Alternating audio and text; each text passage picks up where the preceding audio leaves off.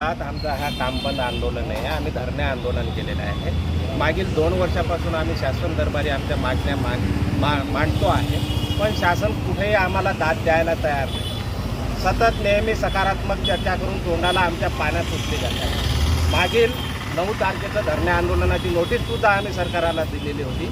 माननीय मुख्यमंत्री महोदय एकनाथराव शिंदेनी आम्हाला आश्वासन दिलं की सध्या ऐन गणपतीचा वेळ आहे, मला 10-12 दिवसाचा वेळ कालावधी द्या, 20 तारखेपर्यंत सगळं काही तुमचं नीट करून देईन असं आश्वासन दिलं. परंतु 20 तारखेपर्यंतही कुठलंही आश्वासन त्यांनी पाळलं नाही.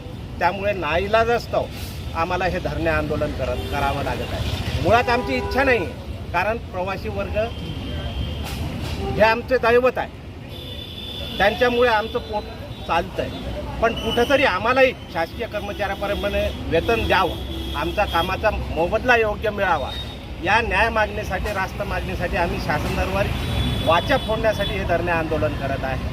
आज बैठक लावलेली आहे, त्याचं आम्ही स्वागतच करतो. किमान आजच्या तारखेला तरी माननीय मुख्यमंत्री महोदयांनी आमच्या मागण्या मान्य करावा, म्हणजे हा धरणे आंदोलन इथंच समाप्त होईल. वाटतं हा धरणे आंदोलनाचा कार्यक्रम आमचा कंटिन्यू यापुढे सुद्धा चालू राहील. पण मुख्यमंत्री महोदयांना कामगाराच्या वतीने आम्ही विनंती करतो, जवळपास यामध्ये आज एस टी महामंडळामध्ये 22-23 संघटना आहे आणि सगळ्यात मोठ्या 14 संघटना ज्या क्रियाशील आहे त्या या धरणे आंदोलनामध्ये उतरलेल्या आहे. संयुक्त आमची विनंती आहे माननीय मुख्यमंत्री महोदयांना, ते संवेदनशील मुख्यमंत्री आहे, किमान आता तरी हा मराठी कामगार आहे, महाराष्ट्राचा शेतकरी वर्गातून आलेला, त्यांच्या मुलं यामध्ये नोकरी करतात, त्यांना कुठंतरी न्याय देण्याचा प्रयत्न माननीय मुख्यमंत्री महोदयांनी करावं, हेच मी तुमच्या माध्यमातून त्यांना विनंती करतो.